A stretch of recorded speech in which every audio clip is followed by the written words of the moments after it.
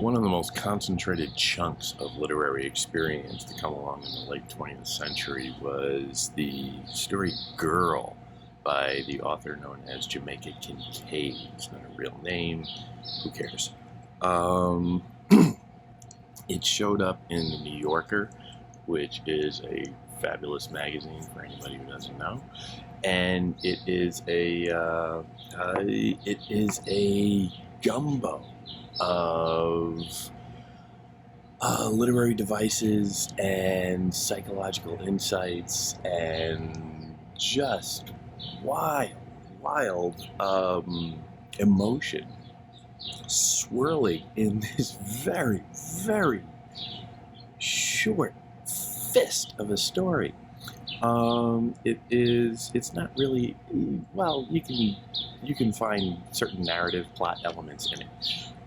But it is essentially a diatribe, or, well, okay, diatribe is loaded. It is a dialogue of a mother giving advice to her daughter. What more homey domesticity can you imagine? But the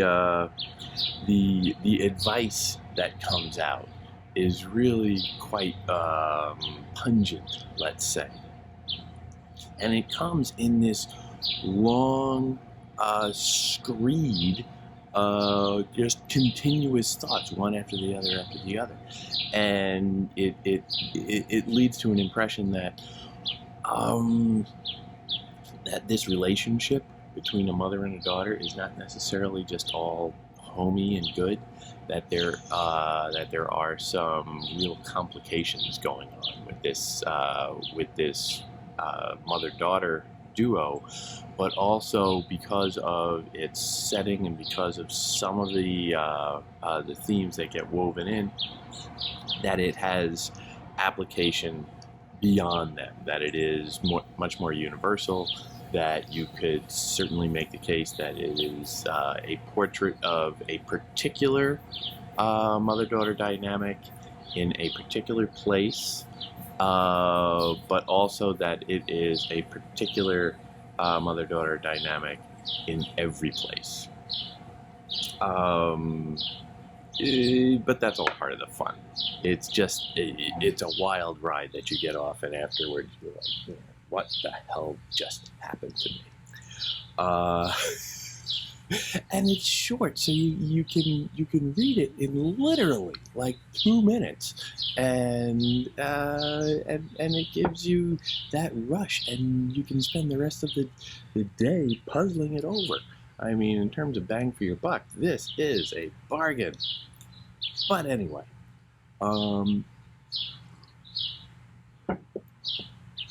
the story begins and frequently returns to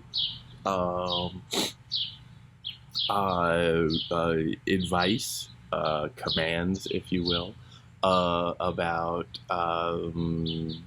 domestic concerns, about how a young girl, and this is evidently a young girl, exactly where on the pubescent line she falls is a little bit of a mystery.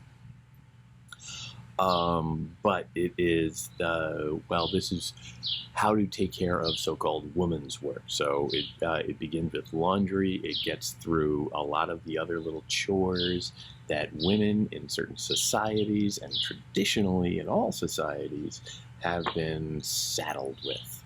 Housework. The maintaining of a home, and the placating and satisfaction of the head of the household, the husband. And so you get a very strong portrait of a dominant culture of patriarchy and inherent sexism. But this is a dialogue of sorts, although the daughter has very few lines.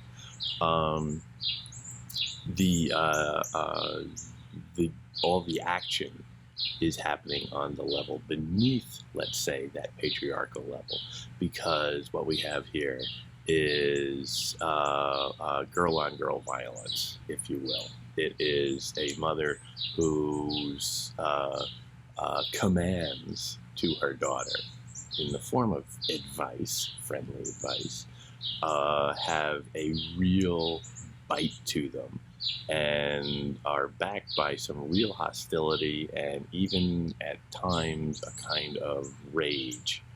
And whether that is rage directed at the daughter herself, or rage that is projected from the mother out of her own psychoses, or is it a reflection of the broader society they live in, or the world at large? All of this stuff is fair game to sit there and noodle about.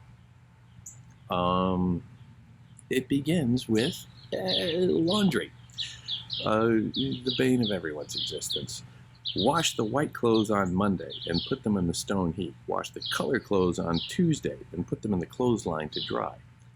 Automatically right there, that is separating of whites and colors. Just happen to notice that Jamaica Kincaid is a black woman who grew up in the Caribbean, and this is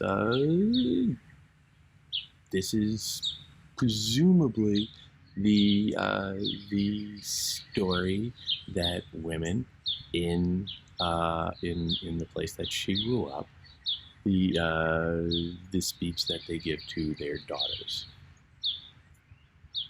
Okay. Colors and put it on the clothesline to dry. Don't walk bareheaded in the hot sun. That's good advice, especially in the Caribbean. Cook pumpkin fritters in a very hot, sweet oil. Okay, I don't know what pumpkin fritters are. I don't really like pumpkin as a food more than the decoration, but it's good advice. It's cooking advice. Laundry and cooking. These are the two things that a young lady needs to know. Then it takes a little bit of a turn there to other stuff that a young lady, somebody who's just becoming a young lady and leaving girlhood, would need to know. Soak your little cloths right after you take them off. Little cloths, sanitary napkins, menstrual pads, whatever you want to call them. But here is a little hint that this is a girl right around the age that she's starting to use them. So, pick your age in there. Right after you take them off, when buying cotton to make yourself a nice blouse, be sure that it doesn't have gum on it, because that way it won't hold up well after a wash. Returning concern to laundry, but also how to choose your clothes.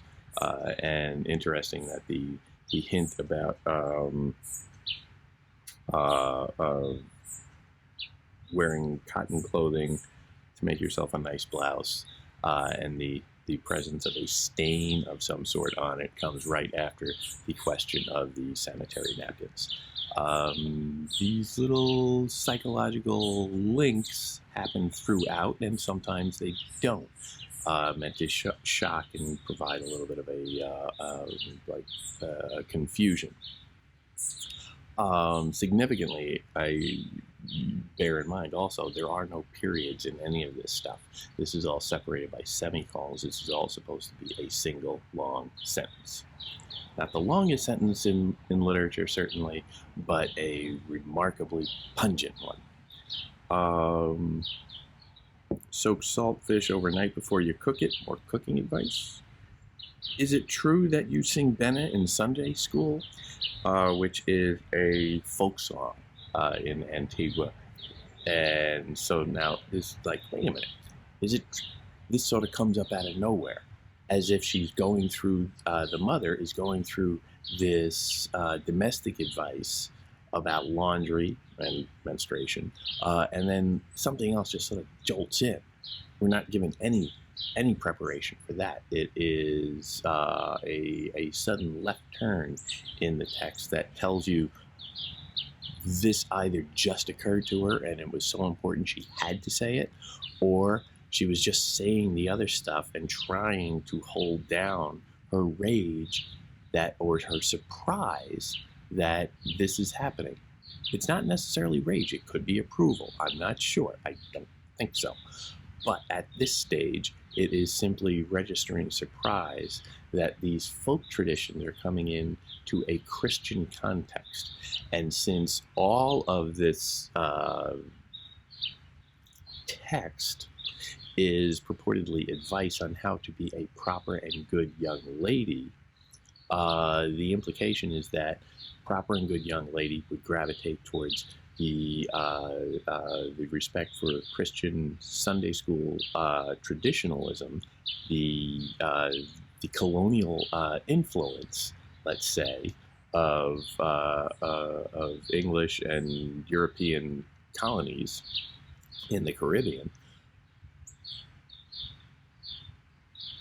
Favor that. That's what proper people do, as opposed to those dirty people who cling to the folk traditions and of natives of the Caribbean can come from all over. Primarily, many of them in a black context are going to be coming from Africa, having been brought over as slaves, perhaps. But you get that sudden dynamic of, okay, that stuff is the bad stuff. If you want to be a proper young lady, you will cling to the English traditions. Seeing Benna in Sunday school just jolts in there. It's like a little burr in her psychosis that was coming out. But then snapping back out of it. Always eat your food in such a way that it won't turn somebody else's stomach. Nobody likes to see anybody chew with their mouth full. On Sundays, try to walk like a lady and not like the slut you are so bent on becoming. Whoa!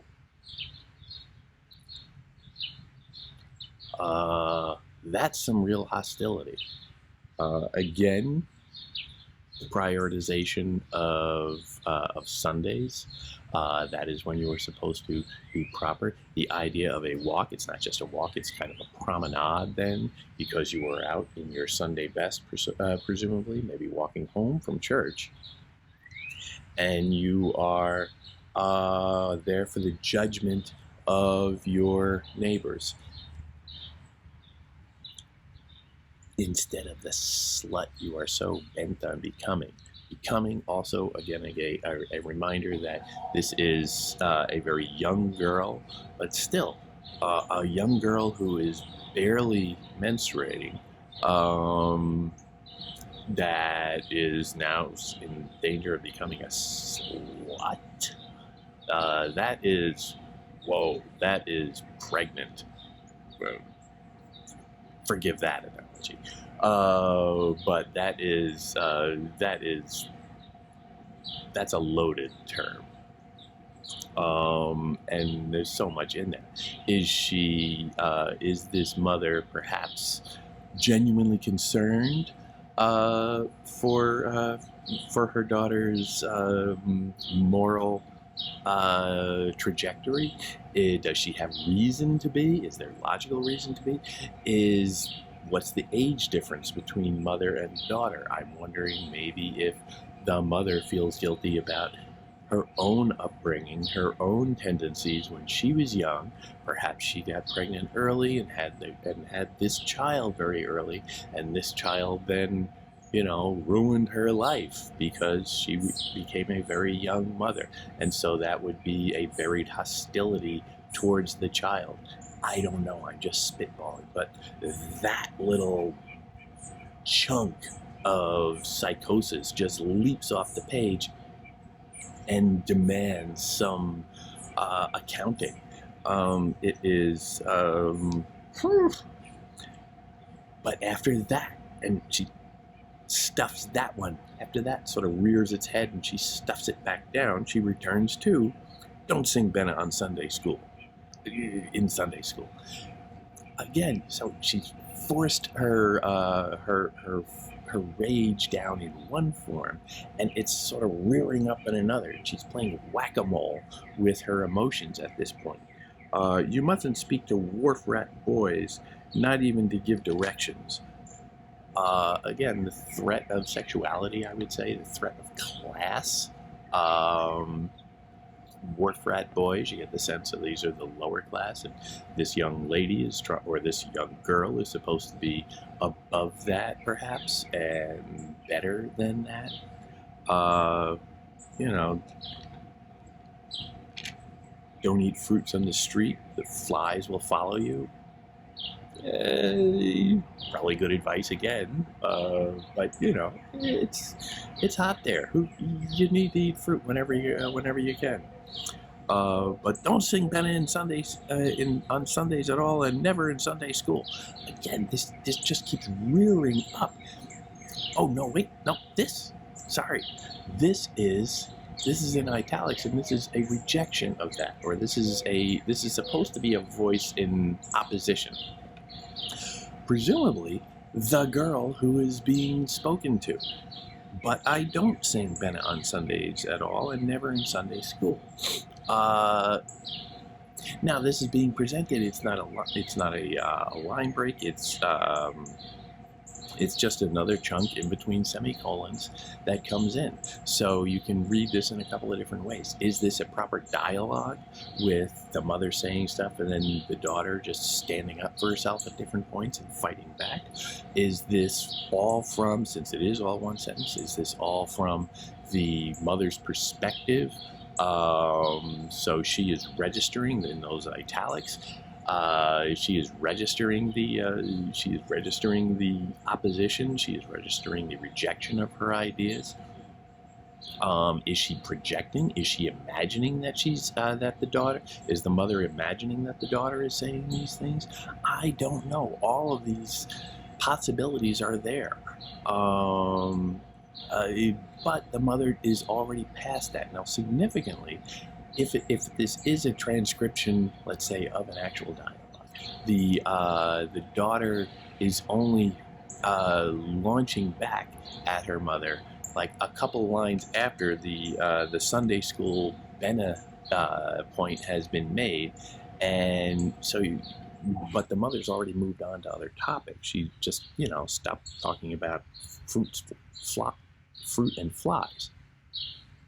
So this is a sense of this. This gives it a sense of pacing, honestly, where there is this torrent of, commandments coming down the mountain from the mother, and the poor girl is just sitting there like, and taking it all in, and then it's like, wait a minute, what did you say about Sunday school? No, I don't do that. But the mother is already going on and on, because now she's off to, this is how to sew on a button. This is how to make a buttonhole for a button that you have just sewed on. And now she's, having touched on some of these sexual risks out there, she seems to be retreating to almost mechanical base function advice. This is how to sew on a button. This is how you do a buttonhole if you're doing this, and blah, blah, blah. And just, very basic. Again, very domestic, female-coded tasks, presumably the kind of stuff she would need to know, but it's also a kind of refuge psychologically from the more pressing concerns that this woman has about the young girl's emerging sexuality or sexual potential. This is how to hem a dress when you see them coming down to prevent yourself from looking like the slut that I know you are. Wow! So even in that mechanical refuge, it comes out. And, this is how you sew a button. This is how you sew a buttonhole. And this is how you sew a hem so that you can make a shirt, so that you can make a skirt that will be short, like a slut. It's harrowing. So bent on becoming. that you are so bent on becoming. Always this sense of imminence. So this gives a sense of pressure to the mother, like, okay, this is my last chance to try and make an impression because my daughter is walking down this road that I know where it leads. Why does she know where it leads? Well, again, we sort of touched on that. Maybe the mother has made certain mistakes in her life that she doesn't want her daughter to repeat. This is how you iron your father's shirt. This is how you iron your father's pants. Khaki shirt, khaki pants. Clothes for hot weather. But, and also significantly, fairly, the shirt and the pants, khaki, kind of English colonial clothing. So a sense of authority tied up with that, and the idea of servicing, specifically prioritizing specifically the father, the patriarch, the head of the household, king of the castle, whatever you want to use as a euphemism. That is the focus here. This is how you grow okra. This is how you sweep a corner. This is how you smile to someone you don't like so much. So the idea of a little education in duplicity, a training in how to appear one way and think something else or be something else. An idea of, it's a fairly sophisticated grown-up idea that she is giving. Okay, this is how you smile. This is how you smile with someone you don't particularly like. The idea of, well, there's a difference between appearances and realities, which the mother is at times betraying an ignorance of, because, okay, if you're going to wear your shirt or your skirt a little short, obviously that means you're a slut. Appearance and reality is sort of like dueling for prominence in her awareness, but at the same time, the whole story can be taken, or the whole speech can be taken as an appearance, but there is another reality beneath it. There is something that is on the surface, needs to be interpreted to figure out what's going on underneath. And obviously, this is just a bunch of words, but what's going on underneath is a maelstrom of emotion and psychological warfare that is where all the real drama leads. Otherwise, this is just chatter. It's, colorful chatter, but it's really all about what's going on underneath here. This is how you smile to someone you don't like at all. This is how you smile one you like completely. Clicking through all these options. This is how you set a table for tea. How very British of you, how very English, how very proper. This is how you do this. And then you get a sense of, well, okay, all that smiling at different people and having different smiles and being completely superficial. And this is how you have a nice, proper English lady tea party. This is a very specific goal that this mother is pushing her daughter towards. Again, prioritizing the colonizers over the probably native population of the island. This is how you set a table for dinner with an important guest. This is how you set a table for lunch. This is how you set a table for breakfast. This is how you behave in the presence of men you don't like very well. This is how you, and this way they won't recognize immediately the slut I have warned you against becoming. That keeps coming up. That is always, always the threat. The slut I have warned you against becoming. This is the fire in this woman's belly that she's just trying to tamp down while she is giving this otherwise fairly practical advice in how to get along in the world. But her own fears just bubbling up. Be sure to wash every day, even if it is with your own spit, which is kind of disgusting. And after all of this advice on how to be a proper lady, how to be a proper English lady, with the tea and the smiling and the polite dinner parties and all of that,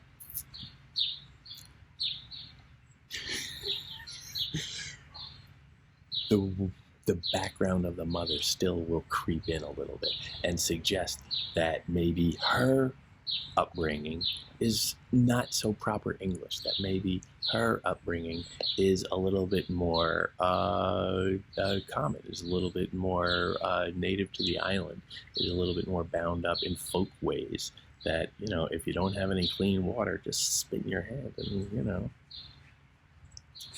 I don't know.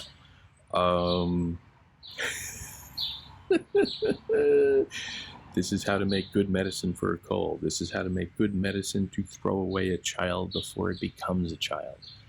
How you can make an emetic of some form that will induce an abortion.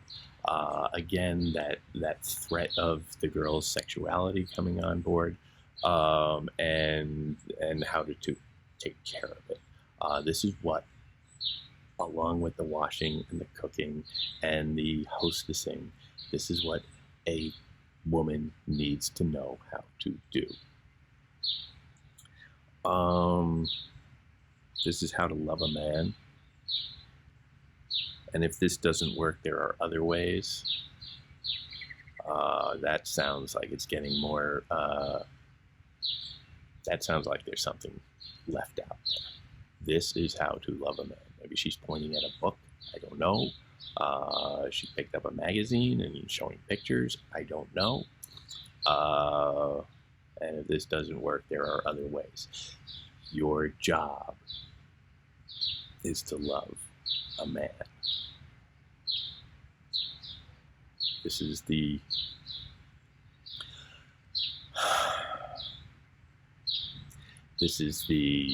lesson she wants to drive home.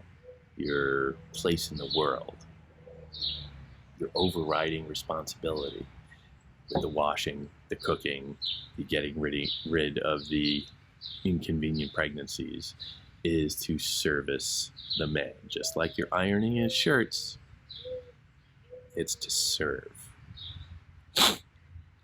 The man here is the stand-in for the authority figure. The authority figure could just as well be the King of England or the Queen of England in this time of imperial colonization. Whether or not it's legal colonization at the time, but the idea that you are less than others. This is how to spit in the air if you feel like it. Again, sort of a folkways thing there. And this is how to move quick so that it doesn't fall on you. Practical. And it's fun. So, hey, get out of the way. I don't know. It sounds like, she's telling the girl how to have a little bit of harmless fun on her own. Who knows? This is how to make ends meet. Which seems like, just a few words there for a very large topic. This is how to make ends meet. The idea of privation, the idea of poverty is suddenly just put right there, saying, okay, this is going to be your responsibility too. The guy, he goes out and makes the money. Your job is to make sure that it lasts and pays the bills. That's a big thing in life, but it comes towards the very end, which is when things get real, but it's also kind of buried, I think it's fair to say.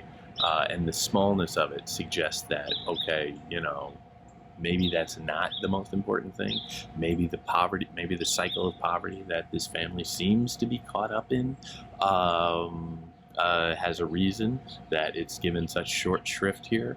Or maybe you're supposed to lean into that and say, well, okay, maybe she is showing more charts there. Maybe she's showing a book. Maybe she's pointing to something, some visual aid, and pointing out because this is at the end and saying, okay, this is what you're going to have to do. I don't know. Always squeeze the bread to make sure it's fresh. Coming right after that, it gives you a sense that this is practical advice for perhaps it's a metaphor about making ends meet. Always test and know what you're buying before you buy it. Good advice. But the metaphor she picks, if it is a metaphor, and it could very well also be just good practical advice on that single literal level, always squeeze bread to make sure it's fresh. And then after all of this torrent, we get another little sentence in italics, supposedly from the as an objection from the daughter, who jumps in with a question, because here, after all of this, getting beaten back and forth by all of this anger, she actually has like something very specific that she can understand. Like, okay, bread, I get that. I've been to the market. I know what I know what bread is, and it's this is something I think I can handle. And this voice jumps in. But what if the baker won't let me feel the bread? And this is followed immediately by, you mean to say that after all, you are really going to be the kind of woman who the baker won't let near the bread?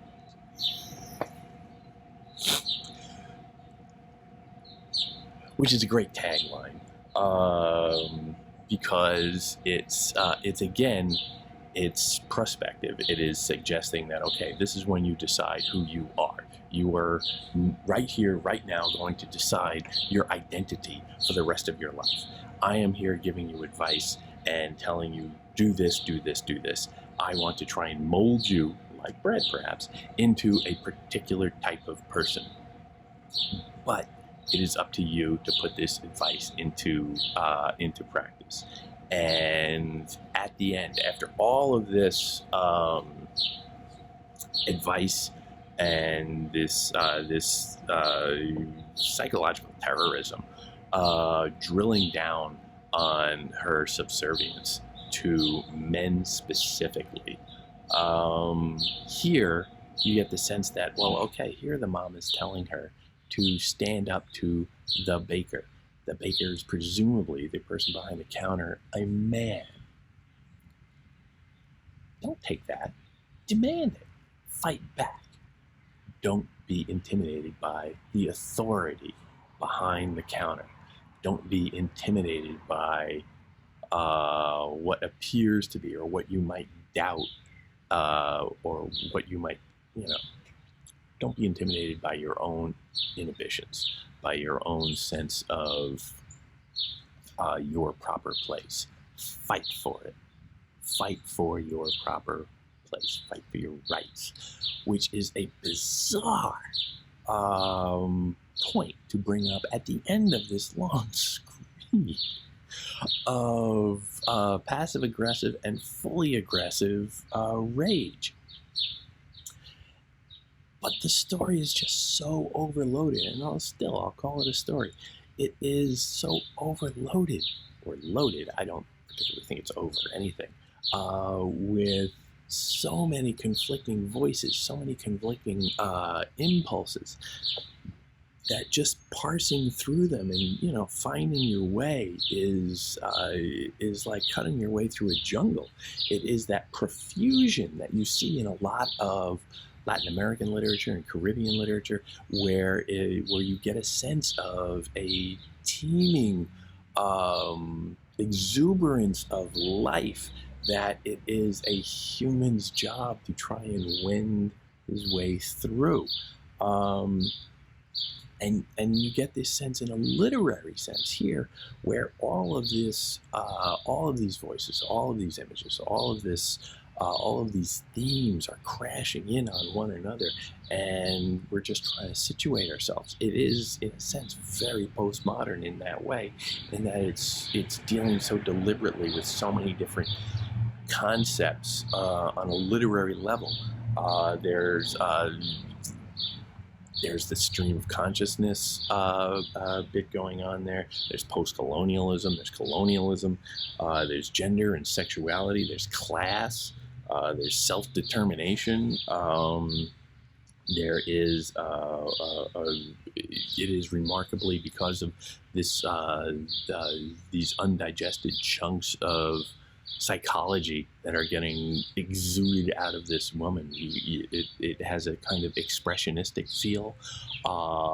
If you take the perspective of the daughter, perhaps, of seeing it come at her, you can say that it's almost impressionistic, because it's so disjointed and so so quickly sketched that all the individual parts sort of are at war with one another. But when you step back, it looks much more like a coherent whole. It is pointillistic, if you want to use another artistic term, in that all of these individual little thoughts that come up are perfectly crystallized, but often quite disjointed and at no point really cohering. But again, if you step back, it looks like a perfect whole. There is that sense of a polyphonic consciousness of the mom who has all of these voices going through her head at this time, who will launch into these little thoughts that obviously are forcing their way up to the front of her subconsciousness and then get tamped back down only to rear up again later. So you see her as she is having a dialogue with her daughter, who does speak back minimally, but does interject. This mom is also sitting there, it seems, kind of at war with herself, having a conversation with herself, trying to bring forth certain ideas from her mind and hold back others. Is this a subjective recording, or is this an objective recording of the moment? Whose perspective should we really be taking here? Whose perspective are we siding with more? Is the mother right to be so concerned about her daughter's sexuality? Where on the age scale the daughter is might have something to do with that. If she's very young, a reader might be more inclined to take the daughter's side. But if the daughter is, getting up there in the snotty teenager realm, maybe the mother is just being protective and wise.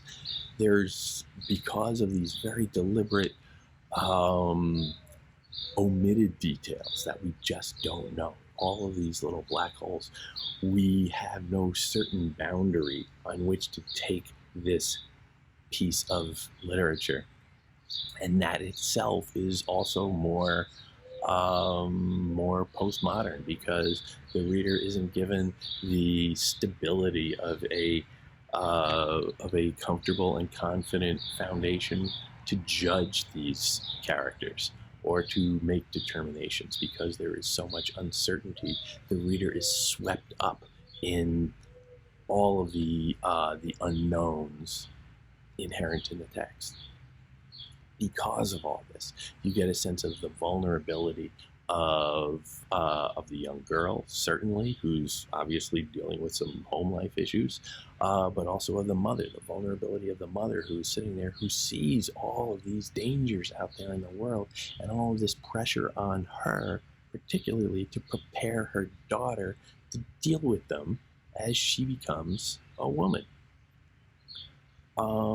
They are both inherently very, very vulnerable people, and you can't help but feel for that, even as some real ugliness comes out of it. If you can hold on to that sense that, okay, they're victims here too. They are responsible for their own actions. They are, you can't excuse them for that. They're not, the mother certainly is not a child, and she should know how to deal with her daughter. But if you can reach out psychologically, get past all of the ugliness that this story surfaces, and see them for who they are and who they could be, both the mother and the daughter, at this point when maybe they're both deciding the sort of person they want to be.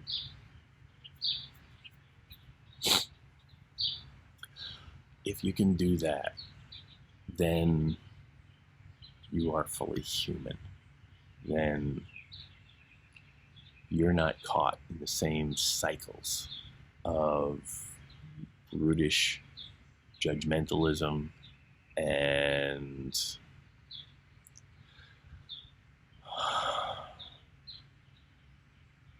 cruelty that these characters see quite obviously in their everyday lives all the time.